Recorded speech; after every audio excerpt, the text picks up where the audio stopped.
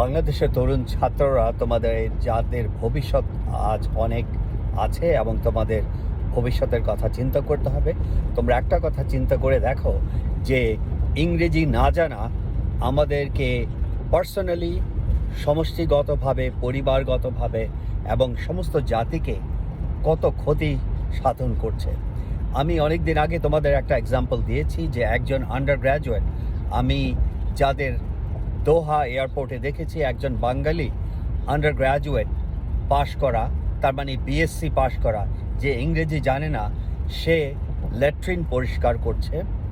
এবং আমি বলছি না যে ল্যাট্রিন পরিষ্কার করা একটা খারাপ কাজ, কিন্তু আমি যেটা বলছি সেটা হচ্ছে একজন আন্ডার গ্র্যাজুয়েট ডিগ্রি হোল্ডার যদি ল্যাট্রিন পরিষ্কার করে এবং ভালো বেতন না পায়, that is not a good idea.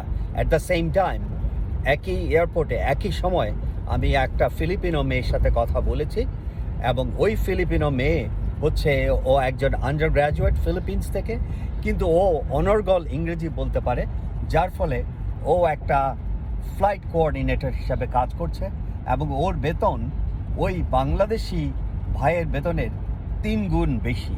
তো এখন তোমরা চিন্তা করে দেখো যে বাংলাদেশ থেকে আন্ডার গ্র্যাজুয়েট করে ইংরেজি জানে না, সে এত অল্প বেতনে, মিনিমাম বেতনে মিডল ইস্টে চাকরি করছে, এবং আরেকজন ফিলিপিনো তার একই সমান এডুকেশন নিয়ে তার চাইতে 3 গুণ বেশি বেতন পাচ্ছে। এটা হচ্ছে একটা এক্সাম্পল। এরকম কিন্তু হাজার হাজার কোটি কোটি বাংলাদেশি পৃথিবীর সর্বনিম্ন জবগুলোতে কাজ করছে, শিক্ষিত বা অশিক্ষিত হয়ে, শুধুমাত্র ইংরেজির অভাবে।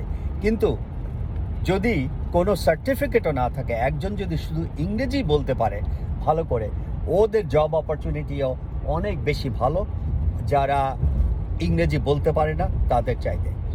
ইংরেজি জানা বর্তমান বিশ্বে হচ্ছে নাম্বার 1 নলেজ।